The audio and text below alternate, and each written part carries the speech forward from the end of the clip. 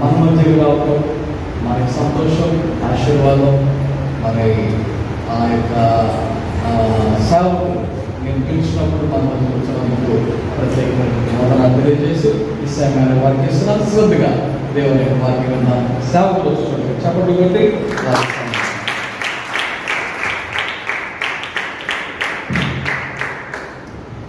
దేవుని యొక్క పరిశుద్ధ నామానికి మహిమ కలుగును గాక. హల్లెలూయా. సంతోషంగా ఉన్నవారు అందరూ కూడా రెండు చేతులు పైకెత్తి దేవుని స్తోత్రాలు చెల్లిద్దాం. హల్లెలూయా. కొన్ని వేల లక్షల మంది అక్కడ చాలామంది ట్యూబ్స్ తోటి, అంటే యూరిన్ ట్యూబ్స్ తోటి, తర్వాత భయంకరమైనటువంటి పరిస్థితుల్లో వీల్ చైర్స్లో ఉండడం ప్రభు నన్ను ఆ విషయాలను చూపించి, ఎందుకు ప్రభా ఇక్కడ తీసుకొచ్చా, ఎందుకు చూపిస్తున్నావు అని అడుగుతున్నప్పుడు ప్రభు అన్నారు, వీళ్ళందరి కోసం ప్రార్థన చేయడానికి ఆ శక్తిని నీకు ఇచ్చాను, ఆ వరం నీకు ఇచ్చాను, కాబట్టి నువ్వు ప్రార్థన వారి కోసం చేయాలని చెప్పారు.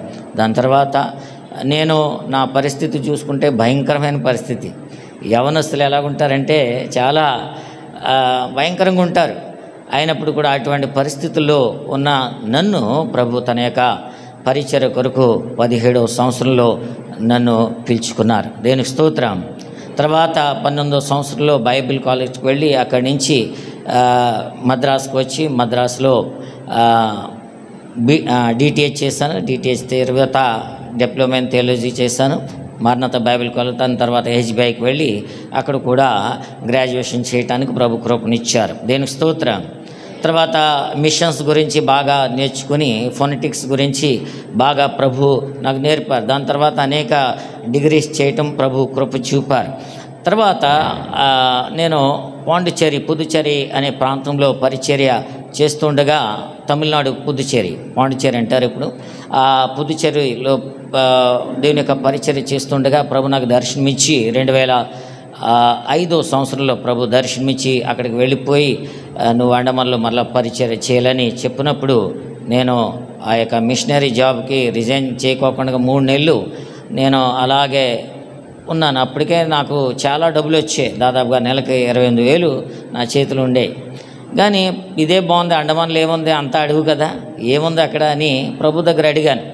అడుగుతున్నప్పుడు ప్రభు అన్నారు, నువ్వు వెళ్ళిపోవాలి, అక్కడికి వెళితే నిన్ను ఆశీర్వదిస్తాను, నేను దీవిస్తానని ప్రభు దగ్గర మాట్లాడేవారు. ప్రతిరోజు కూడా నేను పడుకునే ఆ యొక్క తలగాడ దగ్గరగా ఆ యొక్క నెత్తి దగ్గరికి వచ్చి నా తల ఇలాగా అంటూ ఆయన మాట్లాడేవారు. నాకు చాలా ఇబ్బంది అనిపించేది. ఎందుకంటే నేను అన్ని ఫెసిలిటీస్ అండమాన్లో అంత ఫెసిలిటీ అయ్యగారు చెప్పినట్టుగా అండమాన్లో టమాటాలు 1 కేజీ ఇక్కడ 10-20 రూపాయలు లేకపోతే 40 రూపాయలకి దొరుకుతాయి. అక్కడ ఒక్కొక్కసారి 200 రూపాయలు అవుతాయి 1 కేజీ. అది గురించి మేము ఏం చేసుకున్నాం, ఉల్లిపాయలైనా అదే పరిస్థితి, ఎక్కువ వాడుకొని లేని పరిస్థితి, అంతా కూడా హైఫై రేట్స్గా ఉంటాయి. అన్నీ కూడా ఇక్కడి నుంచి ఎక్స్పోర్ట్ అయ్యి అక్కడికి వెళ్ళాలి. ఏముంటుంది, అన్నీ కూడా ఇక్కడ చౌకుంటాయి. తర్వాత ఎక్కువ సామాన్లు దొరుకుతాయి. తర్వాత మనకు అనుకున్న అన్నీ కూడా తినొచ్చు, ఎందుకు అక్కడికి వెళ్ళి ఏముందని అని నేను అనుకునేవాడిని. కానీ ప్రభు యొక్క చిత్తము వేరే ఉంది. కానీ ఎప్పుడైతే ప్రభు దర్శనమిచ్చి నన్ను అక్కడికి వెళ్ళమన్నారు, అక్కడ వెళ్ళిన తర్వాత ఇంకా ఎవరితోనైనా గొడవ పెట్టుకుని మనం నెగ్గవచ్చు, కానీ దేవునితో గొడవ పెట్టుకుని నెగ్గలేము. సో అది నా పరిస్థితుల్లో నా జీవితంలో జరిగింది. కాబట్టి ప్రభా నీ చిత్తాన్ని బయలుపరిచినందుకు స్తోత్రాలని అన్నీ కూడా విడిచిపెట్టి అండమాన్ వెళ్ళాను. అండమాన్ వెళ్తే చాలామంది పాస్టర్స్ అన్నారు, ఎంతకాలం రత్నరాజు నువ్వు ఉంటావు, ఎంతకాలం ఉంటావు, మిషనరీ కదా నువ్వు, మిషనరీగా ఎంతకాలం ఉంటావు ఇక్కడ అండమాన్లో, ఎంతకాలం ఉంటావు అని చాలామంది నన్ను అపహాస్యం చేసేవారు. ఎంతకాలం ఉంటావని. అంటే అండమాన్లో నువ్వు మిషనరీగా నువ్వు ట్రైనింగ్ అయ్యావు, అంతా కూడా థియలాజికల్ ఎడ్యుకేషన్ అంతా చేసుకున్నావు, మరి ఎంతకాలం నువ్వు అండమాన్లో ఉంటావని చాలామంది, నేను పరిచర్య చేస్తున్నటువంటి ప్రాంతంలో చాలామంది పాస్టర్స్ వచ్చి నన్ను అగౌరవపరిచేవారు. తర్వాత నన్ను హేళన చేసేవారు. చాలామంది ఈ రీతిగా కూడా అడిగారు, నీకు నిజంగా దేవుని యొక్క దర్శనం ఉందా, సేవ పిలుపు ఉందా అని చాలామంది అడిగారు. చాలా విషయాలు, చాలా ఇది నా చెవిని పడినప్పుడు చాలా ఏడ్చాను. ఒంటరిగా ఉన్నప్పుడు చాలా ఏడ్చాను ఎక్కువ. అప్పుడు ఉపవాసం ఉండి ప్రభు దగ్గర ప్రార్థన చేసుకున్నాను. ప్రార్థన చేసిన తర్వాత ప్రభు నాతో మాట్లాడడం ప్రారంభించి, ఒక్కొక్క రోజు నేను ఆ పరిచర్య ప్రాంతానికి వెళ్తున్నప్పుడు ప్రభు దర్శనం ఇచ్చిన రీతిగా నేను ఆ ప్రాంతానికి వెళ్తున్నప్పుడు అక్కడి నుంచి బోర్డు దాటి చాతం ఐలాండ్ అనే ప్రాంతం నుంచి బోర్డు దాటాలి. అప్పుడు దాదాపుగా ₹2 టికెట్, బోట్ టికెట్. జేబులో చూస్తే ₹2 కూడా లేవు, ₹2 కూడా లేవు. నా పరిచర్య ప్రారంభ దినాల గురించి నేను చెప్తున్నాను. చాథమ్ ఐలాండ్ నుంచి బంబూ ఫ్లాట్ వెళ్ళటానికి ₹2 నా చేతుల్లో లేవు. ఖాళీ నేను మా ఇంటికాడి నుంచి ఆ యొక్క జట్టీకి రావడానికి దాదాపుగా 5 కిలోమీటర్లు కాలినడకన వచ్చేవాడిని. ఆ జట్టి దగ్గర చూసుకుంటే నా దగ్గర డబ్బు లేవు, టికెట్ లేకుండా ఎక్కకూడదు. సో ఫైన్ వేస్తారని నేను అలాగే నిలబడి, ప్రభా మీరు వెళ్ళమన్నారు కాబట్టి నేను వచ్చాను, కాబట్టి మీరే నాకు టికెట్ చూసుకోవాలని ప్రభు దగ్గర ఆ కౌంటర్ పక్క నుండి ప్రార్థన చేసుకుంటే ఒక వ్యక్తి వచ్చారు, ఒక పాస్టర్ గారు వచ్చి, అయ్యగారు మీరు టికెట్ తీసుకున్నారా అని. లేదు టికెట్ లేదు అంటే, లేదండి నేను తీస్తున్నాను అని ఆయనే తీసి అప్ అండ్ డౌన్ కోసం మళ్ళీ ఆ టికెట్ డబ్బులు ఆయనే ఇచ్చి మీరు వెళ్ళి రండి అని నన్ను, నేను దిగుతున్నటువంటి ఆ ప్రాంతంలో ఆయన దిగారు.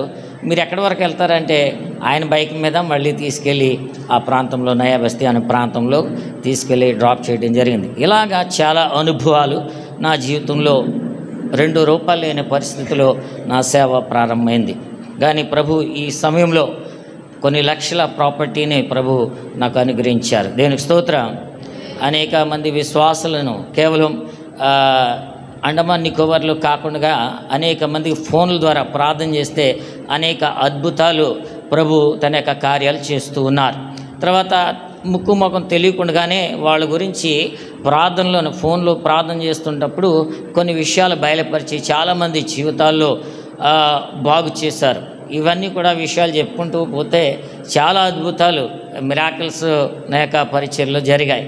దాన్ని బట్టి ప్రభుని స్తుతిస్తున్నాను. ఈరోజు సంఘానికి స్థలం ఉంది, తర్వాత మంచి బిల్డింగ్ కట్టుకోవడానికి అయ్యగారు కూడా బిల్డింగ్ కంప్లీట్ అవ్వలేదు, అప్పుడు ఆ బిల్డింగ్లో కూడా వచ్చి ఉండడం, మా పరిచర్యను చూడడం, తర్వాత అక్కడ ఉన్నటువంటి చాలామంది పేద ప్రజలకి, వారు చాలామంది ప్రజలకి వాళ్ళకి రేషన్ ఐటమ్స్ కూడా అయ్యగారు వచ్చి వారికి అందజేశారు. దేనికి స్తోత్రం. అయ్యగారు వారి చూపినటువంటి ప్రేమను బట్టి నిండు వందనాలు తెలియజేస్తున్నా. ఎందుకంటే ఇలాంటి భారం కలిగినటువంటి దైవజనులు కొద్ది మంది ఉంటారు. చాలామంది ఒకరు సేవ చేస్తుంటే ప్రోత్సహించరు. ఏంటంటే నేను చెప్పిన రీతిగా నేను ఎప్పుడు వెళ్ళిపోతానని చూసుకునే వాళ్ళు చాలామంది ఉన్నారు. అయినప్పుడు కూడా అండమాన్ ప్రాంతాన్ని ప్రేమించి ఆ యొక్క ప్రేమను వ్యక్తం చేసి వారు రావటమే కాకుండా అనేక మందికి ఆశీర్వాదకరంగా అయ్యగారు చేశారు. కాబట్టి వారు చేసినటువంటి పరిచర్యను మేము ఎప్పుడు కూడా మరవలేము. కాబట్టి మరలా అండమాన్ వచ్చి పరిచర్య చేయాలని నేను ప్రభు పేరట మనవి చేస్తున్నాను. దేనికి స్తోత్రం. హల్లెలూయా, హల్లెలూయా. సంతోషంగా ఉన్నారండి, అర్థమవుతుందా? సో ఈ యొక్క ఉదయకాల సమయంలో నేను ఎక్కువ టైం తీసుకొని కానీ కొన్ని విషయాలు మీకు జ్ఞాపకం చేసుకుంటూ తర్వాత మా పరిచర్యలో జరిగినటువంటి కొన్ని అద్భుతాలు, సేవ పరిచర్యలో జరిగినటువంటి కొన్ని అద్భుతాలను మీకు చెప్పాలని, మీ అందరి కోసం ప్రార్థన చేయాలని ఆశపడుతూ ఉన్నాను. చదవండి ప్రకటన గ్రంథము 14వ అధ్యాయం 14 నుంచి 16 వచనాల వరకు.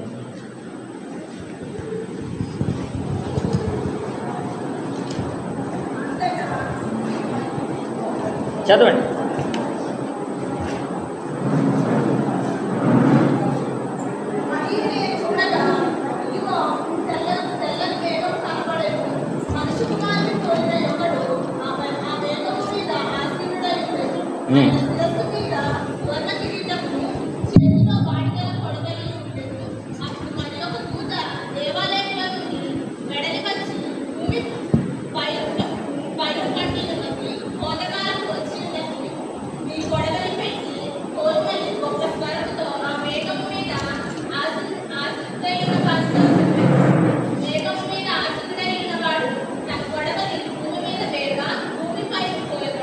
చాలండి. ఇక్కడ చదవబడినటువంటి వాక్యంలో మనం చూసినట్లయితే ఇక్కడ విత్తుట మరియు కోయిట విషయాన్ని గురించి మనం చూడగలుగుతున్నాం. తర్వాత యోహాను గారు ఆ యొక్క పద్మాస్ ద్వీపంలో ఉన్నప్పుడు ప్రభు వారికి యొక్క దర్శనం చూపించారు. తర్వాత ఇక దర్శనంలో ఏం రాయబడ్డదంటే, ఏమున్నదంటే విత్తడం మరియు కోయడం. ఇక్కడ ఏం చెప్తున్నారంటే 14వ వచనంలో మనం చూసినట్లయితే, ఇక్కడ మరియు నేను చూడగా ఇదిగో తెల్లని మేఘము కనబడెను, మనుష్య కుమారుని పోలిన ఒకడు ఆ మేఘం మీద ఆసీనుడై ఉండెను, ఆయన శిరస్సు మీద సువర్ణ కిరీటము, చేతిలో వాడిగల కొడవలి ఉండెను. ఇక్కడ మనుష్య కుమారుడు అనగా ప్రభువైన యేసుక్రీస్తు వారు మనుష్య కుమారుడుగా ఈ లోకానికి ఆయన 2024 సంవత్సరాల ముందు ఈ లోకానికి వచ్చారు. కాబట్టి యోహాన్ గారు ఏం చూస్తున్నారంటే ఈ దర్శనాన్ని చూస్తున్నారు. ఆయన చేతిలో కొడవలు ఉంటుందంట. కొడవలి వాస్తవంగా ఎవరి చేతిలో ఉంటుందంటే, ఎవరైతే రైతు పని చేస్తారో, ఎవరైతే కోత పని చేస్తారో వారి చేతిలో ఉంటుంది. మనందరూ కూడా తెలుసు, ఎందుకంటే ఆంధ్రప్రదేశ్లో అందరూ కూడా కొడవలతో బాగా ఏం చేస్తూ ఉంటారండి? ఏం చేస్తారు చెప్పాలి? కొడవలతో ఏం చేస్తారు? కొడవలు ఎందుకు ఉపయోగపడుతుంది? ఇప్పుడైతే మిషన్స్ వచ్చాయి, అయినా కానీ మిషన్స్ అన్ని కోణాలకు వెళ్ళలేవు. కానీ కొన్ని మూలల్లో కొడవలతో ఏం చేయాలి? ధాన్యాన్ని కొయ్యవలసి వస్తుంది. కాబట్టి కొడవలి అనేది ఏంటంటే, పంట పైరుకు వచ్చినప్పుడు దాన్ని కోసేదాన్నే కొడవలి అంటారు. అంటే పైరుకు వచ్చిన తర్వాత దాన్ని అది అమలులోనికి దాన్ని సేద్యపరచుకోవడానికి, లేక దాన్ని అది ఆ యొక్క పంటని చేతికి రప్పించుకోవడానికి వాడేదాన్ని కొడవలు అంటారు. ఇక్కడ మనం చూసినట్లయితే ఈ కొడవల్లో మనం చూసినట్లయితే అది ఏమైంది? తర్వాత చదవండి. వాడిగల కొడవలు ఉండెను. అప్పుడు మరి ఒక దూత దేవాలయంలో నుండి వెళ్ళవచ్చి, భూమి పైరు పండి ఉన్నది. ఇక్కడ దేవాలయంలోనికి మరియు దూత దేవాలయంలో నుండి వెడలి వచ్చి, ఎక్కడి నుంచి వస్తుందండి దూత? దేవాలయంలోనికి నుంచి వస్తుందంట. తర్వాత ఆ దేవాలయంలోంచి వచ్చినటువంటి దూత ఏం చెప్తుందంటే, భూమి పైరు పండి ఉన్నది, కోతకాలం వచ్చి ఉన్నది, నీ కొడవలి పెట్టి, ఎవరు కొడవలి పెట్టి నీ కొడవలి పెట్టి కోయమని గొప్ప స్వరముతో ఆ మేఘం మీద ఆసీనుడైన వానితో చెప్పెను. అంటే ఈ దూత ఎవరితో చెప్తుందంటే, ఇది ప్రభువైన క్రీస్తు వారితో చెప్తుంది. అంటే కాలము సమీపమై ఉన్నది, కోతకాలం వచ్చింది కాబట్టి ఇది కొయ్యండని దేవాలయంలోంచి, అంటే దేవుడు ఉండే ఆ ఆలయంలోంచి ఆ దూత బయలు వెళ్ళి ఆయనతో చెప్పుచూ ఉన్నది. దేని స్తోత్రం, హల్లెలూయా. ఇక్కడ పైరు ఆల్రెడీ ఇక్కడ ఏమైపోయిందండి? పండి ఉన్నది. అంటే కోత కాలము వచ్చిన్నది అని అర్థం మాట. ఇక్కడ దేవుని యొక్క న్యాయ విధిని బట్టి విత్తడం కోయడం అనేది చాలా ముఖ్యమైనటువంటి విషయం. కాబట్టి గలతీయులు రాసిన పత్రిక 6వ అధ్యాయము 7 నుంచి 9 వచనాలు మనం చూసుకున్నట్లయితే, గలతీయులు రాసిన పత్రిక దయతో చదివి, మోసపోకుడి, దేవుడు వెక్కిరింపబడ్డడు, మనుషుడు ఏ రీతిగా దేనిని విత్తినో ఆ పంటనే కోయును. ఏలయనగా తన శరీరీచ్ఛలను బట్టి విత్తువాడు తన శరీరము నుండి క్షేమమును పంటను కోయును, ఆత్మను బట్టి విత్తువాడు నిత్య జీవమును పంటను కోయును. అంటే విత్తడం కోయడం అనేది మనిషిని యొక్క జీవితంలో ఇది మార్పు లేనటువంటి న్యాయ విధి. ఇది ఆగనటువంటి మార్పు లేనిది అని మనం చూడగలుగుతాం. తర్వాత ఇది శారీరకంగాను మరియు ఆత్మ పరిస్థితుల్లో ఇది ప్రతి మనిషినిగా విత్తునువాని గాను ప్రతి మనిషిని కోయివాను గాను చెప్పుచున్నది. ప్రపంచంలో మనం చూసినట్లయితే చాలామంది ఎక్కువ శాతం హృదయం పగిలి వెతుకుతూ ఉంటారు. వారు విత్తేది ఒకటైతే వారు జీవితంలో కోసేది ఒకటిగా ఉంటుంది. కాబట్టి విత్తడం, కోయడం అనేది ఇది మనిషిని యొక్క జీవన విధానమై ఉంది. కాబట్టి ఇక్కడ గల్తీలు రాసిన పత్రికలో మనం చూస్తున్నాం, మనుష్యుడు దేన్నైతే విత్తుతాడో ఆ పంటనే ఏం చేస్తాడండి, కోస్తాడని అంటున్నాడు. ఒకవేళ మనము మంచిని విత్తితే ఖచ్చితంగా మంచినే కోస్తాం. చెడును విత్తితే ఏమైపోతుందండి, చెడునే కోస్తాం. చాలామంది మంచిని విత్తుకోకుండా చెడును విత్తుతూ ఉంటారు. వాళ్ళు ఆశించేది ఏంటంటే వాళ్ళు మంచి పంటను వాళ్ళు ఆశిస్తూ ఉంటారు. తర్వాత మనం ఏదైతే విత్తుతామో అదే కోయటం అనేది మన జీవితంలో ఉన్నటువంటి విధానం అని నేర్చుకోవాలి. కాబట్టి ప్రతి మనుష్యుడు ఏదైతే విత్తుతాడో అది కోస్తాడని దేవుని యొక్క లేఖనం సెలవిస్తుంది. కాబట్టి మనము మంచిని విత్తేవారుగా ఉండాలి. దేవునికి స్తోత్రం, హల్లెలూయా. కాబట్టి హోషేయ గ్రంథంలో 8వ అధ్యాయం 7వ వచనంలో మనం చూసినట్లయితే అక్కడ వారు గాలిని విత్తుచున్నారు గనుక ప్రళవ వాయువు వారికి కోతగును అంటున్నాడు. చదవండి, ఒకసారి చదవండి. వారు గాలిని విత్తుచున్నారు గనుక ప్రళవ వాయువు వారికి కోతయగును. చాలండి. చాలామంది గాలిని విత్తుతున్నారు. గాలిని విత్తడం అంటే ఏంటండి? గాలిని విత్తుతున్నారు అంటే దేవుని కొరకు ఏ పని చేయకోకుండా ఉండడం. వాస్తవంగా చూడాలంటే దేవుని కార్యాలు జరుగుతున్నప్పుడు, దేవుని పనులు జరుగుతున్నప్పుడు మన సహాయ సహకారాలను అందించుకోకుండా గమ్మును కూర్చుండడం అని అర్థం. అంటే మనము దేవుడు మనకు అనేక ఆశీర్వాదాలు మన జీవితంలో ఇచ్చాడు. దేవుడు అన్నీ కూడా సమృద్ధిగా మన జీవితంలో ఇస్తాడు.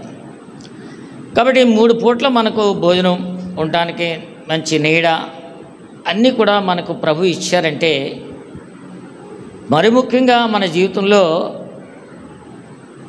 ప్రాణం ఉందంటే, జీవం ఉందంటే అది ఎవరి కృప అండి? దేవుని కృప. ఎందుకంటే దేవుడు తన జనులను ప్రేమించి వారికి ప్రతి దినము కూడా, ప్రతిరోజు కూడా నూతనమైనటువంటి దినము వారి జీవితంలో అనుగ్రహిస్తూ వచ్చాడు, మన జీవితంలో అనుగ్రహిస్తూ వచ్చాడు. కాబట్టి ఈరోజు మనం బ్రతికున్నామంటే అది ఎవరి కృప అండి?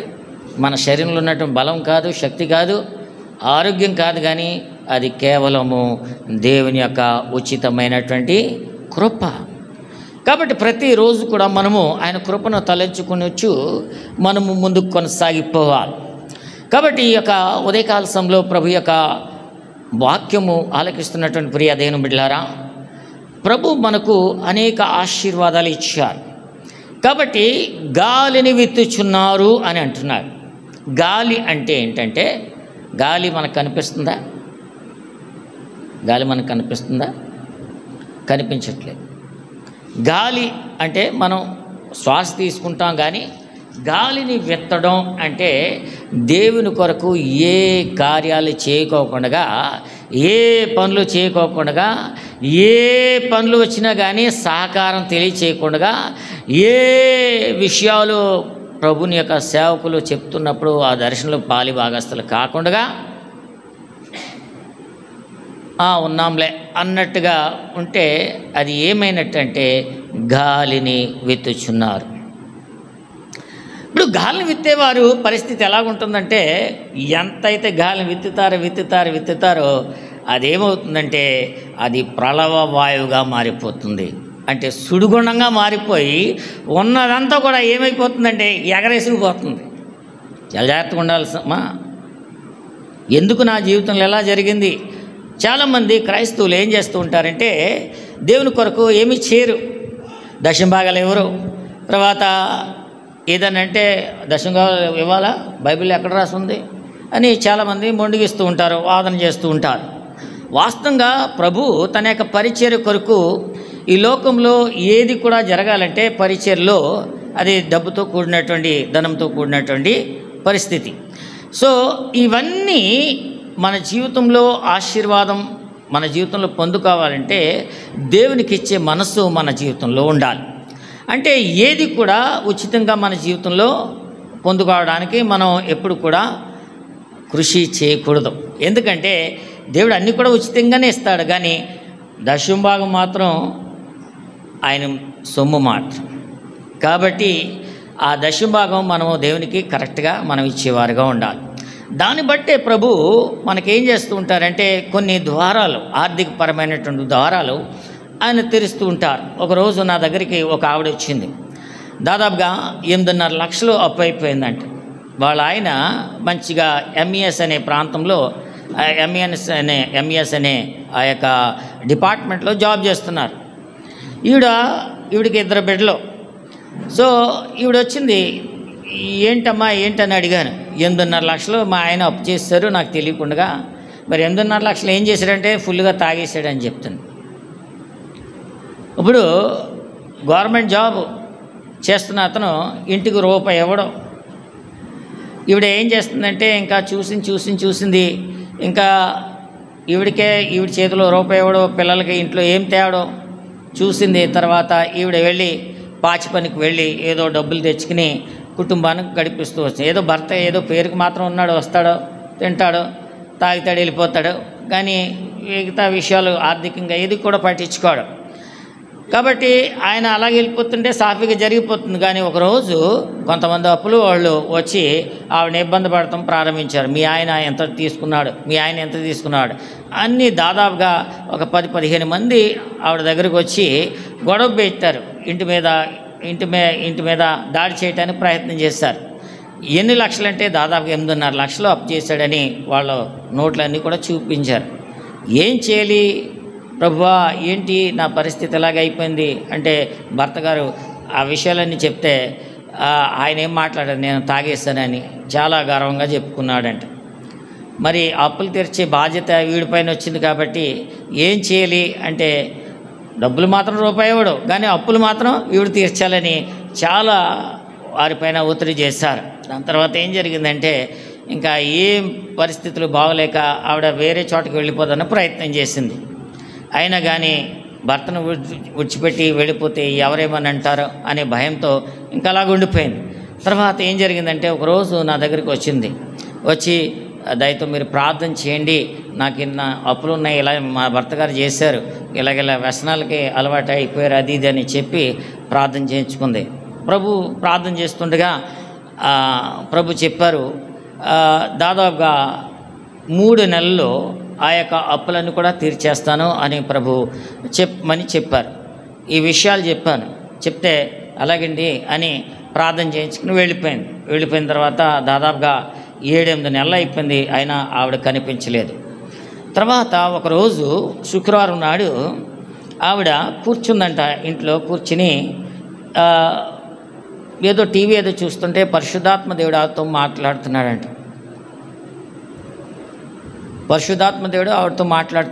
నువ్వు పలానా చోటకు వెళ్ళావు, దాదాపుగా 8 నెలల ముందు వెళ్ళి ప్రార్థన చేయించుకున్నావు, అక్కడ పాస్టర్ గారు నీ కోసం ప్రార్థన చేశారు, నువ్వు మొక్కుబడి చేసుకున్నావు కానీ ఆ మొక్కుబడి తీర్చలేదు, నువ్వు వెంటనే వెళ్ళి ఆ మొక్కుబడి తీర్చుకో అని చెప్పారంట. తర్వాత వెంటనే ఆవిడ బయలుదేరి రాజేశ్వరి జ్యువెలరీ అని అక్కడ పొడ్లేరులో చాలా ఫేమస్ ఒక గోల్డ్ షాప్ అన్నమాట, అక్కడికి వెళ్ళి కొంత బంగారాన్ని తీసుకుని వచ్చి ఆ ప్రార్థన అంతా అయిపోయిన తర్వాత నా చేతికి మరలా 8 నెలల తర్వాత వచ్చింది, ఆ చేతికి ఇచ్చింది. అమ్మా ఏంటి ఇది అని అడిగాను. ఇది బంగారము అని చెప్పింది. సరే ఏం చేయాలి, ప్రార్థన చేయాలంటే లేదు ఇది సంఘం కొరకు నేను పలానా రోజు 3 నెలలు దాదాపు 8 నెలల క్రితం ఇలాగా ప్రార్థన కోసం వచ్చాను, మీరు చెప్పారు 3 నెలల్లో అప్పులన్నీ కూడా తీరిపోతాయి, 8.5 లక్షల అప్పులు తీరిపోతాయని చెప్పారు అని చెప్పడం ప్రారంభించింది. అప్పుడు గుర్తొచ్చిందా ఈవిడే కదా అని అనుకున్నా. తర్వాత ఆవిడ చెప్పసాగింది ఏంటంటే ఈ యొక్క ప్రార్థన చేయించుకుని వెళ్ళిన తర్వాత వాళ్ళ తల్లిగారికి కొన్ని సంవత్సరాల నుంచి పెన్షన్ ఆగిపోయిందంటండి. పెన్షన్ ఆగిపోతే ఆవిడ చాలా చోట్లకి వెళ్ళి ఏదో ఆఫీసులు తిరిగింది, ఎక్కడ పని అవ్వలేదు, ఇంకా సైలెంట్గా కూర్చున్న తర్వాత ఇలాగా 2 నెలలు గడిచిన తర్వాత ఆవిడకు ఒక ఎస్బీఐ బ్యాంక్ నుంచి కాల్ వచ్చింది, మీ తల్లిగారికి రావాల్సినటువంటి పెన్షన్ వచ్చేసింది, బ్యాంక్ వచ్చి తీసుకోమని చెప్పారంటండి. బ్యాంక్ వెళ్ళి చూస్తే 15 లక్షలు వచ్చాయంటండి. హల్లెలూయా! తర్వాత వెంటనే తల్లిగారు ఇలాగ అప్పులు ఉన్నాయంటే 8.5 లక్షలు తీసి ఆ అప్పుని అలాగే కట్టేసిందంట. మిగతా డబ్బులతో వారి కుటుంబాన్ని పోషించుకుంటూ తల్లిని బాగా చూసుకుంటున్నారు. దేనికి స్తోత్రం, హల్లెలూయా. ధనము సమకూర్చేవాడు ఆయన, అద్భుతాలు జరిగించేవాడు ఆయనే. కాబట్టి మనము విశ్వసించినట్లయితే, నమ్ముట నీ వలనైతే నమ్మువానికి సమస్తము సాధ్యపరిచే దేవుడై ఉన్నాడు. కాబట్టి ఆ అప్పులన్నీ కూడా తీరిపోయి ఈవిడ పని మానేసింది, ఇంటికాడ కూర్చుని ఎంచక్క వచ్చిన పెన్షన్ తోటే ఎంచక్క కాలం గడిచిపోతుంది. గడిచిపోయిన తర్వాత ఈవిడ అనుకున్న చాలా సాఫీగా ఉంది, ఏ ప్రశాంతత ఏ ఇబ్బంది లేకుండా ఉన్నప్పుడు పరిశుద్ధాత్మ దేవుడు ఆవిడతో మాట్లాడారంట, నువ్వు అర్జెంటుగా వెళ్ళి ఏం చేయి, నువ్వు అనుకున్న మొక్కుబడిని తీర్చుకోమంటే వచ్చిందండి. వచ్చిన తర్వాత 4.5 గ్రాములు బంగారం తీసుకొచ్చి, అంటే అరకాసు బంగారం తీసుకొచ్చి ఇది ఇచ్చి, ఇది దేవుని యొక్క పని చేయించండి అని కొత్త బంగారం కొని అట్టుకొచ్చి చేతిలో పెట్టింది. దేవునికి స్తోత్రం. చెప్పులు కొడుతూ దేవుని యొక్క నామాన్ని మహింపరుద్దాం. దేవుడు మాట్లాడే దేవుడైనా మనం దేవుని కొరకు ఏదైతే ఆశపడతామో, దేవుడు ఏదైతే చేయమంటాడో అది నిశ్చయంగా మనం చేస్తున్నప్పుడు ప్రభు మనల్ని ఆశీర్వదించే దేవుడై ఉన్నాడు. హల్లెలూయా, హల్లెలూయా.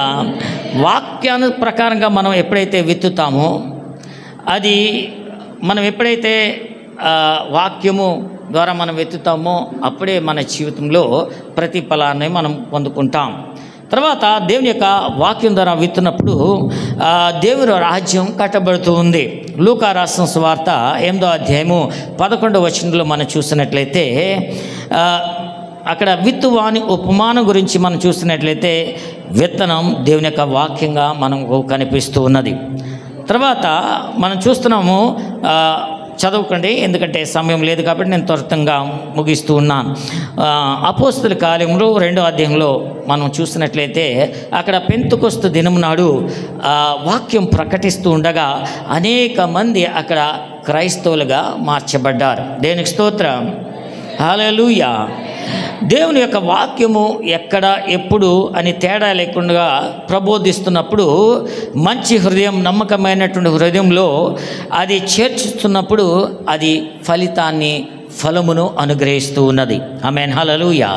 కాబట్టి కీర్తనకారుడు చెప్తూ ఉంటాడు, నీ వాక్యము నా పాదములకు దీపము, నా త్రోవలకు వెలుగై ఉన్నది అంటున్నాడు. అంటే వాక్యమే మన జీవితాలని ఏం చేస్తుంది, కడుతూ ఉన్నది, కుటుంబాలను కడుతుంది. చాలామంది నా దగ్గరకు వస్తారు, అద్భుతాలు పొందుకుంటారు. కానీ వాళ్ళకు ఒకటే విషయం చెప్తాను, ఎందుకంటే అద్భుతాలు అనేది సంఘానికి చాలా అవసరమే.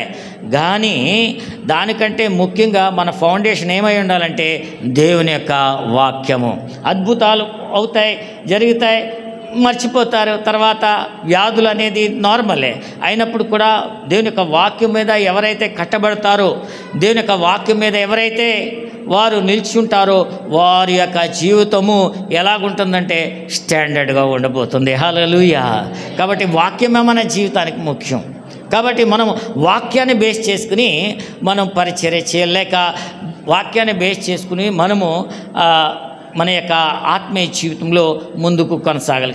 కాబట్టి ప్రతి ఒక్క విశ్వాసి ఏం చేయాలంటే వాక్యాన్ని చదివేవాడిగా ఉండాలి. ప్రతి ఒక్క విశ్వాసి ప్రార్థన చేసేవాడిగా ఉండాలి. ప్రతి ఒక్క విశ్వాసి దేవునికి ఇచ్చేవాడిగా ఉండాలి. ఈ యొక్క 3 చాలా ప్రాముఖ్యమైనవి, చాలా విశిష్టమైనవి. మన యొక్క విశ్వాసము దేని ద్వారా ప్రకటించబడుతుందంటే ఫస్ట్ ప్రార్థన, ప్రభుతో ఉన్నటువంటి నీకు అనుబంధ సంబంధము. రెండవది ఏంటండి వాక్యము. మూడవది దేవునికి అర్పణ. నాలుగవది ఏంటంటే దేవుని యొక్క ప్రజలతో మంచి అనుబంధ సంబంధం కలిగి ఉండాలి, అంటే ఆత్మీయ సంబంధం కలిగి ఉండాలి. సంఘముతో ఆత్మీయ సంబంధం కలిగి ఉండాలి. నిజంగా ఈ వరాలు మనం బైబిల్ గ్రంథంలో చూసినట్లయితే, కొరింథీయులకు రాసిన పత్రికలో మనం చూసినట్లయితే 12వ అధ్యాయంలో ఈ వరాలన్నీ కూడా ప్రభువు ఎవరి కొరకు ఇచ్చారంటే టు ఈక్విప్ చర్చ్ కాంగ్రిగేషన్, దేవుని యొక్క సంఘమును బాగా బలపరచడానికి ఆ సంఘములో అనేక వరాలను ఉంచారు. ఆ వరాలు ఎందుకంటే సంఘ క్షేమం కొరకు ఉపయోగపడేలాగా ప్రభు సంఘంలోనే ఆ యొక్క వరాలను ప్రభు పెట్టి ఉన్నారు. కాబట్టి ఎవరైతే ఆ వరాలను, ఆత్మీయ వరాలను అపేక్షిస్తారో లేక దాన్ని పొందుకోవడానికి ప్రయత్నిస్తారో నిశ్చయంగా దాని యొక్క ఫలితము వారి యొక్క జీవితంలో చూడబోతున్నారు. ఆమేన్. హల్లెలూయా, హల్లెలూయా. ఇదే రాజమండ్రి అనే ప్రాంతంలో అదే దిబ్బ దాదాపు క్వారీ మార్కెట్ దగ్గర ఒక సంఘానికి వెళ్ళాను. ఒకరోజు ఏం జరిగిందంటే ఒక పాస్టర్ గారు, విక్టర్ గారు అని ఆయన పిలిచినప్పుడు నేను వెళ్ళినప్పుడు ప్రార్థన చేస్తున్నప్పుడు ఒక ఆవిడ, అందరూ దేవుని యొక్క శక్తిని పొందుకుని అందరూ ప్రార్థన చేయించుకుని వెళ్ళిపోయారు. ఒక్క ఆవిడ మాత్రం, ఒక అమ్మాయి దాదాపుగా 18 నుంచి 20 సంవత్సరాలు ఉంటాయి, ఆవిడ అలాగే మోకరించి అలాగే కూర్చుని ఏడ్చేస్తుంది. ఓకే, అందరూ కూడా ప్రార్థన చేసుకున్నారు, అందరూ కూడా వెళ్ళిపోయారు, చాలామంది వెళ్ళిపోయారు అందరూ. ఆవిడ మాత్రం కూర్చుని ఏడ్చేస్తుంది. తర్వాత మళ్ళీ అని పాస్టర్ గారు లేపుతున్నారు, లేగట్లే, ఏడ్చేస్తుంది.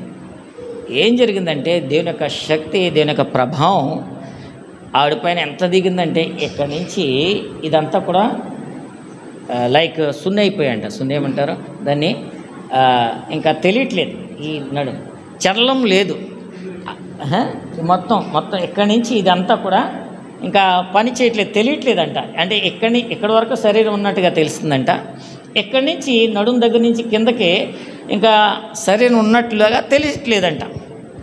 ఆ ప్రాంతంలో ఇంకా గొల్లును గోల పెట్టి ఏడుస్తుంది. పాస్టర్ గారు అనుకుంటున్నారు దేవుని పరిశుద్ధాత్మ వచ్చింది ఓకే, కానీ ఆ చలనం ఇంకా లేదు. ఆవిడ లెగడానికి ప్రయత్నం చేస్తుంది కానీ ఆవిడ లెగలేకపోతుంది. వాస్తవంగా ఏం చేయాలంటే ఆ రోజు ఇంకా మా తల్లిగారు ఎప్పుడు కూడా చర్చికి రాదంట. ఆవిడ ఒక షాప్లో పనిచేస్తుందంట, ఆ రాజమండ్రిలోనే షాప్లో పనిచేస్తే ఆవిడ ఇంకా చాలా అందంగా ఉంటుంది, కానీ చాలామంది దగ్గరికి వెళ్ళి చాలా విధాలుగా తప్పుడు పనులు చేసింది. కానీ ఆ రోజు చర్చికి రమ్మంటే రాను అని బలవంతంగా వాళ్ళ తల్లిగారు తీసుకొచ్చిన తర్వాత పరిశుద్ధాత్మ దేవుడు ఎంత బలంగా తాకాడంటే ఆవిడ పాపాలన్నీ కూడా ఒప్పుకునేలాగా చేశాడు. తర్వాత ఆవిడ చెప్తుంది, నేను ఇలా పాపాలు చేశాను కాబట్టి నేను ప్రభు యొక్క సన్నిధిలో ఒప్పుకున్నప్పుడు పరిశుద్ధాత్మ అభిషేకం అలా దిగి వచ్చి ఇంతవరకు నాకు కనిపిస్తుంది, కానీ ఇక్కడి నుంచి నాకు లెగట్లేదు, మీరే ప్రార్థన చేయండి పాస్టర్ గారు అని గొళ్ళను గోల పెడితే ఆవిడ ఏం జరిగింది, ఏంటి, ఎలాగున్నా నీ పరిస్థితి ఏంటంటే మొత్తం వివరాలని చెప్పుకొచ్చింది. తర్వాత ఈరోజు ఆ బిడ్డ దేవునికి మహిమకరంగా తన యొక్క జీవితాన్ని సమర్పణ చేసుకుని బాప్తిసం తీసుకుని సంఘానికి వెళ్తుంది. చేపలు కొడుతూ దేని యొక్క నామాన్ని మేము పడదాం. దేవుడు ఒకరిని దర్శిస్తే, దేవుడు ఒకరిని ముడితే బ్రతుకులంతా కూడా మారిపోతాయి, జీవితం అంతా మారిపోతుంది. ఒకరోజు నేను ముంబైకి వెళ్తే అక్కడ సిఎస్టీ అనే ప్రాంతంలో ఒక వాక్యం చెప్పడానికి నన్ను ఒక పాస్టర్ గారు, ఒక మరాఠీ పాస్టర్ గారు నన్ను పిలిచినప్పుడు నువ్వు వెళ్ళినప్పుడు ఇలాగే దీనికంటే ఇంకా ఎక్కువ జనం, కానీ చిన్న రూము, ఎక్కువ కిక్కిర్చి ఉంటుంది అక్కడ. సో అక్కడికి వెళ్ళిన తర్వాత ఒక ఆవిడ అన్ని భాషల్లో మాట్లాడేస్తుంది. అందరూ కూడా రబ్బ అంటుంది. వాళ్ళందరూ కూడా మాట్లాడుకుంటున్నారు. ఇంకా మిగతా వాళ్ళు కూడా స్తోత్రం అంటున్నారు, కానీ ఈవిడ మాత్రం ఎక్కువ మాట్లాడేస్తుంది. నేను చూశాను. ఏయ్ నోర్మై శేతాన అన్నాను. ఏమన్నాను? ఏయ్ నోర్మై శేతాన ముంబంద్ గారు అన్నాను. పాస్టర్ గారు స్టన్ అయిపోయాడు. 8 సంవత్సరాల నుంచి ఇప్పుడు చర్చికి వస్తుంది, మా చర్చిలో అభిషేకం పొందుకున్న ఆవిడ ఈవిడే, మీరు వచ్చి ముంబంద్ గారు అంటే అమ్మో. నేను అన్నాను, ఆ పైసారు మీద ఎక్కుతాం అన్నాను, మీరు అలాగ ఉండండి నేను చూస్తాను అన్నాను. వెళ్ళాను దగ్గరికి, నేను అన్నాను నీ పేరేం పేరు చెప్పన్నాను. ఏమన్నాను, నీ పేరేం పేరు చెప్పన్నాను. అంటే మొదలెట్టింది. అప్పుడు ఈ పాస్టర్ గారు కళ్ళు తెరుచుకున్నాయి. హల్లెలూయా. 13 సంవత్సరాల నుంచి ఉంటున్నాను తెలుసా. నువ్వు వచ్చి అండమాన్ నుంచి వచ్చి వెళ్ళిపోమంటే ఎలాగ వెళ్ళిపోతాను అని చెప్పింది. నేను అన్నాను, మరి ఎందుకు నువ్వు అన్య భాషలతో మాట్లాడినట్టుగా యాక్టింగ్ చేస్తున్నావు అంటే, ఇలాగ చేస్తే నా జోలికి ఎవ్వరు కూడా రారు అని భ్రమపరిచే ఆత్మ ఆవిడలో ఉన్నది. కాబట్టి నేను వెళ్ళి ఏం చేశాను, ఆ భ్రమపరిచే ఆత్మను ఏం చేశాను, దెబ్బకి వేస్తున్నాను పోసాతానంటే దాదాపుగా 18 దురాత్మలు ఆ శరీరం నుంచి వెళ్ళగొట్టాను. దేని చెప్పులు కొడుతూ దేనిక నామాన్ని మహింపడదాం. ఎక్కడి నుంచి వచ్చామంటే కాసయాయ అంటే నాగపూర్ సేయ అంటుంది. ఎక్కడి నుంచి వచ్చిందంట, నాగపూర్ నుంచి వచ్చిందంట, నాగపూర్ నుంచి వచ్చిందంట. వివేచన ఆత్మ చాలా అవసరం. ఎవరిలో ఏముందనేది, ఆ స్పిరిచువల్ గిఫ్ట్స్ అనేది మనము ఎప్పుడైతే ఆధ్యాత్మిక జీవితంలో మనం ఎదుగుతామో ప్రభు తన కృపను ఇస్తారు. Whatever receiving the gifts of Holy Spirit, it is gifted by God only. Hallelujah. ఇది సంఘ క్షేమం కొరకు. చాలా దురాత్మల సంఘంలో పనిచేస్తూ ఉంటాయి. చాలామంది డిస్టర్బెన్స్ చేస్తూ ఉంటారు. ఒకరు ప్రోత్సాహపరిచే వాళ్ళు ఉంటారు, వాళ్ళని వెనకదీసేవాళ్ళు కూడా ఉంటారు. ఎందుకంటే దేనిక వాక్యం ఎక్కడ 2-3 నా నామములు ఏకీవిస్తారో అక్కడ వారి మధ్య ఉంటానని ప్రభు సెలవిచ్చాడు. కాబట్టి వారి మధ్య ఎవరుంటారండి, దేవుడే ఉంటాడు. ఇప్పుడు దేవుడు ఉన్నటువంటి స్థలంలో ఇప్పుడు ఏం చేస్తాయంటే దురాత్మలు ఏ రీతిగా అయినా చోటు చేసుకుని ఆ ఉన్నవాళ్ళు కొద్దిమందిని ఏం చేస్తారు, బ్యాక్ స్లైడింగ్ చేయటానికి చాలా దురాత్మల యొక్క సముదాయం ఎప్పుడు కూడా ప్రయత్నిస్తూ ఉంటుంది. ఇచ్చేవారిని చాలామంది వాళ్ళు అంటారు, నువ్వెంత ఇస్తున్నావు, నువ్వెంత ఇస్తున్నావు, నువ్వెంత ఇస్తున్నావు, నువ్వెంత ఇస్తున్నావు. సంఘాలు ఇది కామన్ అయిపోయింది. దేవుడు చెప్పాడు ఏంటంటే, నువ్వు ఏదైతే కుడి చేతి ఇస్తావో ఏం చేయకూడదు, నీ ఎడం చేయకూడదు, తెలియకూడదు, అలాగే ఇవ్వాలి. ఎవరైనా మీతోటి అడిగినప్పుడు నువ్వెంత ఇస్తున్నావంటే మీరేం చేయాలి, ఏం చేయాలి, వాక్యాన్ని ఉపయోగించి వారికి సమాధానం చెప్పాలి. అమ్మా నేను ఎంత ఇస్తున్నాను అంటే, అమ్మో అంత ఇస్తున్నావా, వద్దు అని సైతాన్ని ఏం చేస్తాడంటే మాటలు చెప్తూ ఉంటాడు. సంఘంలో జరిగేది ఇదే. ఈ సంఘంలో ఎలా ఉందో నా పరిస్థితి తెలియదు, కానీ ప్రభు పరిశుద్ధాత్మదేవుడు మాట్లాడుతున్నాడు. మీరేదైతే ప్రభు కొరకు చేస్తారో అది మీ ఎడమ చేయికి కూడా తెలియకుండా చేయాలి. అప్పుడే ప్రభు పరలోక రాజ్యం నందున్నటువంటి ప్రభు మీకేం చేస్తాడంటే, మత్తయి రాసిన సువార్త 6వ అధ్యాయంలో చదవద్దు, ఆయన ఏం చేస్తాడంటే రహస్యముగా ఏం చేస్తాడండి, ఆయన మీకు ప్రతిఫలం ఇచ్చును. ఆమేన్, హల్లెలూయా. కాబట్టి మనము ఈ ప్రభు కొరకు ఏదైతే చేస్తామో అది మనం ఎప్పుడు కూడా పైకి చెప్పుకునేవారుగా మనము ఉండకూడదు. నాకు సమయం అయింది కాబట్టి ఇంకా కొద్ది మాటలు చెప్పి నేను ముగించాలనుకుంటున్నాను.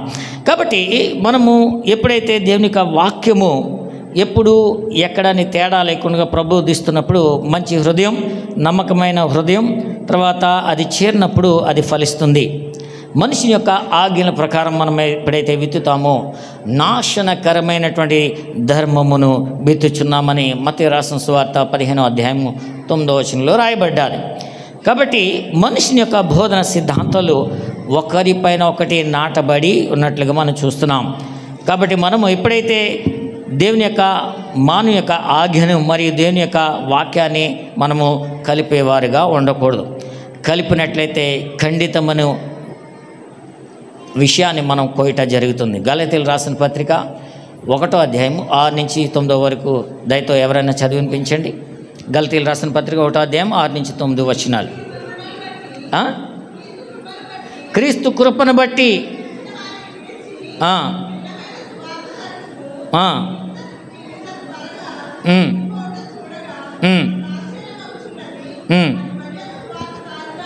మరి యొక్క సువార్త కాదు కానీ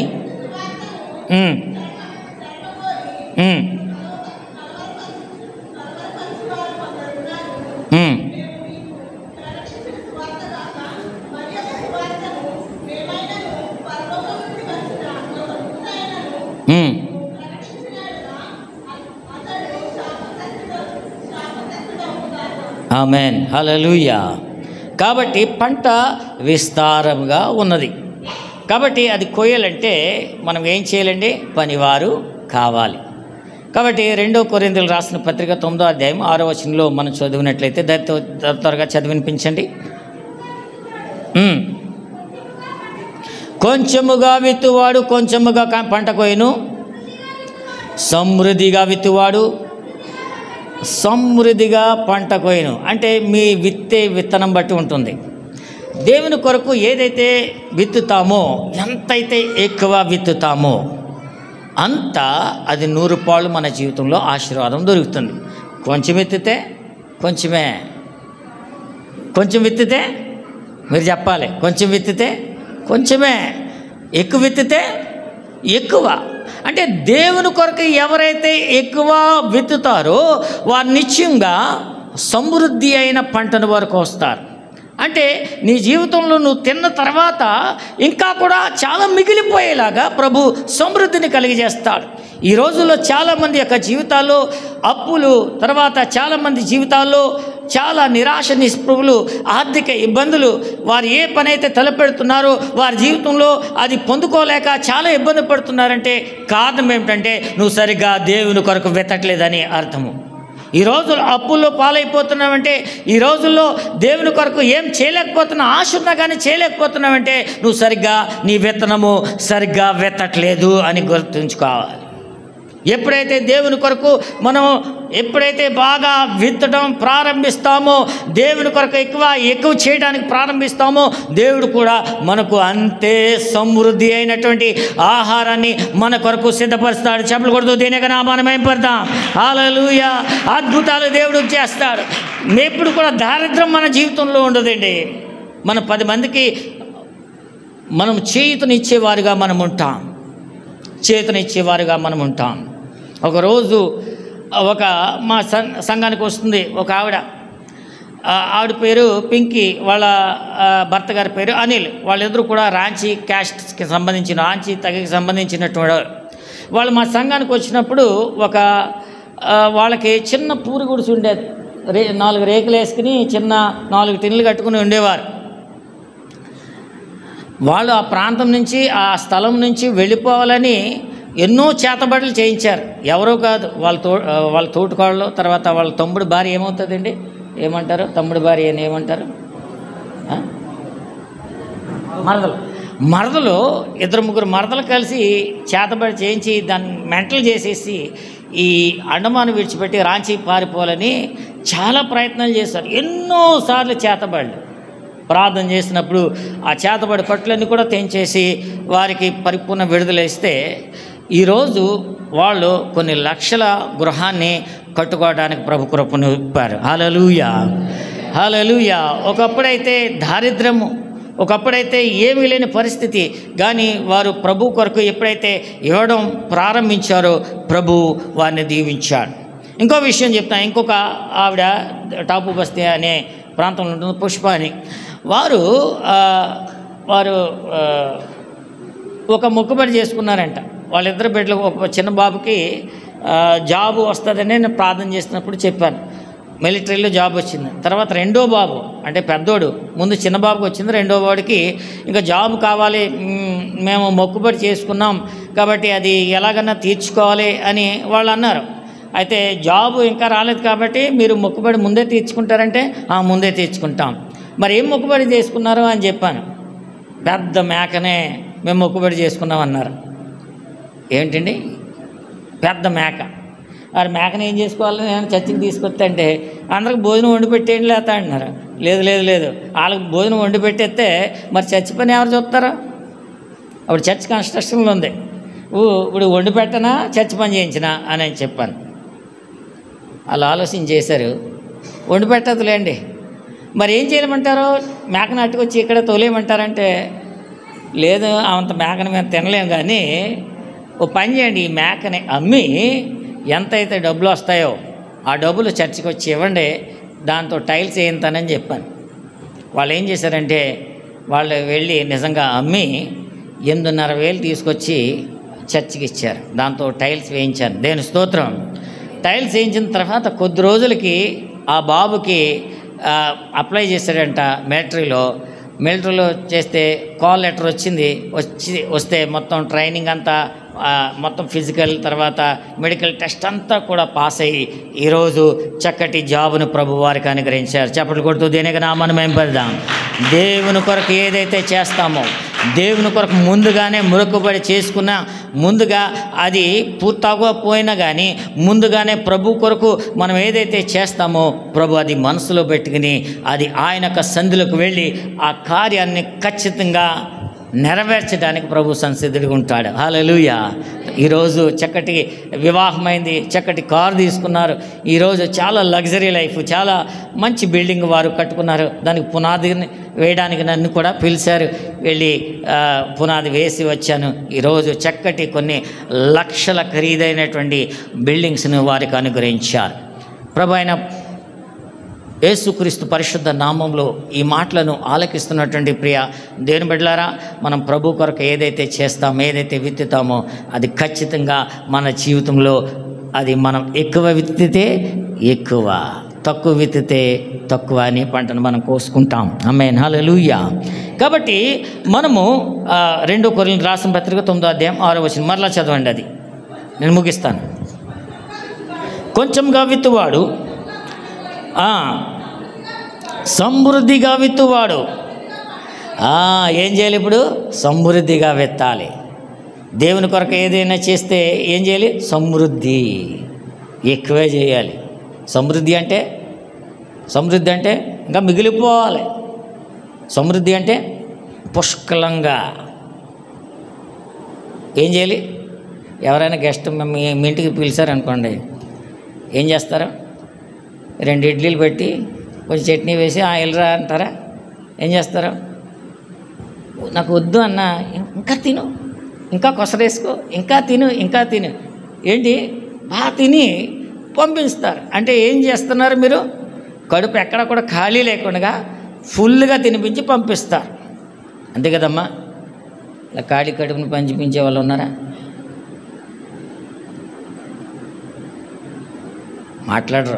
మాట్లాడాలి.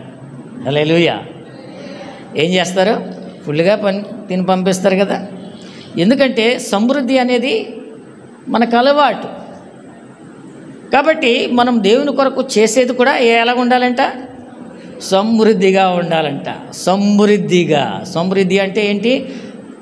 సరిపోయినంత కంటే ఎక్కువగా, అంటే ఇంత సరిపోతుంది, దానికంటే ఎక్కువగా మనము చేయాలి అని ప్రభు యొక్క లేఖనం సెలవిస్తుంది. కాబట్టి మనం ఎప్పుడైతే పరలోక రాజ్యం గురించి మనం ఎప్పుడైతే విత్తుతామో దాని ఖచ్చితంగా దాని యొక్క పంటను మనం కోస్తాం. మత్తయి రాసిన సువార్త 25వ అధ్యాయం 14 నుంచి మనం చదివినట్లయితే అక్కడ మనము పరలోక రాజ్యం గురించి మనం విత్తడం గురించి అక్కడ చెప్పబడుతుంది. దయతో 2 వచనాలు చదవండి. అంటే ఎవరైతే దేవుని కొరకు పని చేయరో ఉన్నదంతా ఏమైపోతుందండి? ఏమైపోతుంది? ఆమోస్ గ్రంథంలో మనం చదివాం కదా. ఏమైపోతుంది? ప్రళవ వాయువు వారి జీవితానికి ఏం చేస్తున్నారు? వాళ్ళు గాలిని విత్తుచున్నారు. కాబట్టి ప్రళవ వాయువు వారి జీవితంలో ఏమైపోతుందంటే వారికి ఏమైపోతుందండి?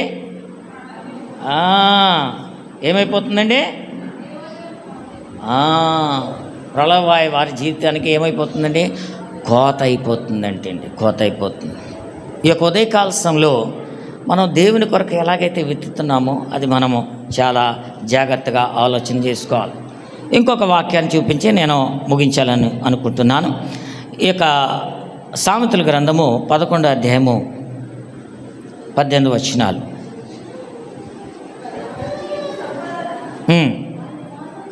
వాని మోసం చేను నీతిని విత్తువాడు శాశ్వతమైనటువంటి బహుమానము.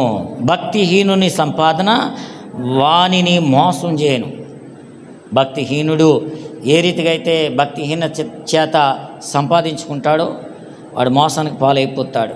కానీ నీతిని విత్తువాడు శాశ్వతమైనటువంటి బహుమానం పొందుకుంటాడు. కాబట్టి నీతిని మనం విత్తేవారుగా ఉండాలి.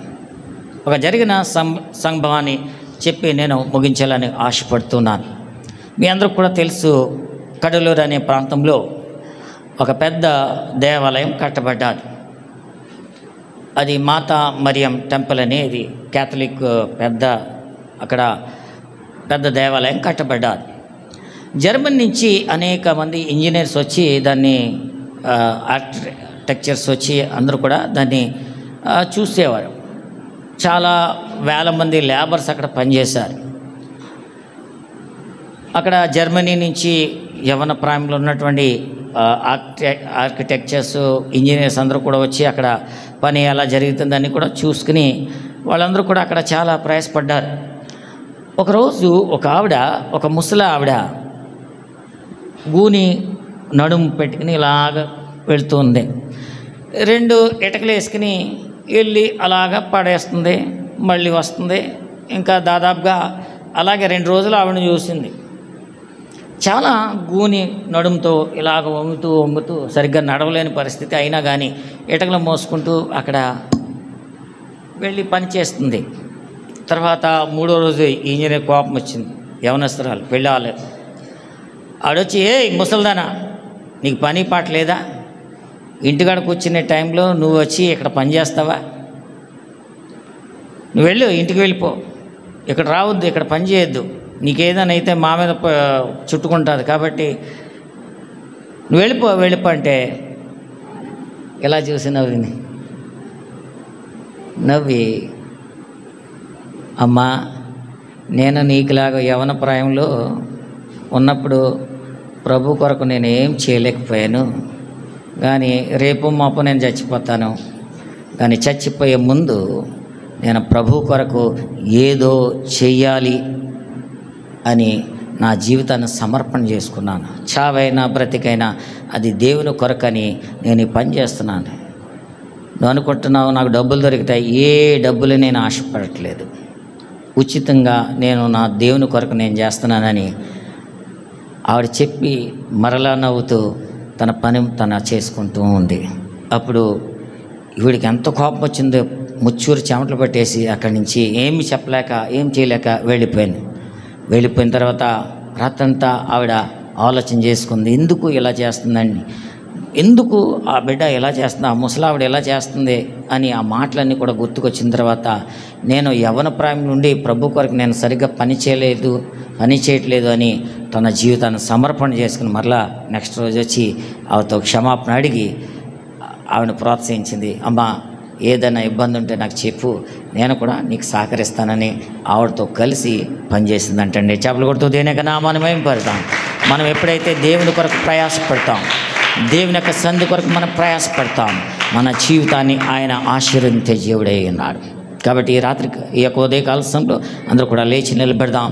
మనం ప్రభు దగ్గర ప్రార్థన చేసుకుందాం. ప్రభా, ఈ యొక్క దినాన్న ప్రభా, నీ వాక్యం ద్వారా మీరు మాతో మాట్లాడిన విధానం బట్టి నీకు వందనాలు. మమ్మల్ని మిక్కులుగా ప్రేమించుచున్న మా ప్రియ పరలోకపు తండ్రి, నీ ఘనమైన నామమునకు వందనాలు, స్తోత్రాలు తెలియజేసుకుంటూ ఉన్నాం. ఈ ఉదయకాల సమయంలో నీ బిడ్డలైన మమ్మల్ని అందరినీ ప్రేమించి నీ సన్నిధికి నడిపించిన విధానాన్ని బట్టి వందనాలు, స్తోత్రాలు. నీ సన్నిధిలో ఉన్న ప్రతి ఒక్కరిని బట్టి వందనాలు.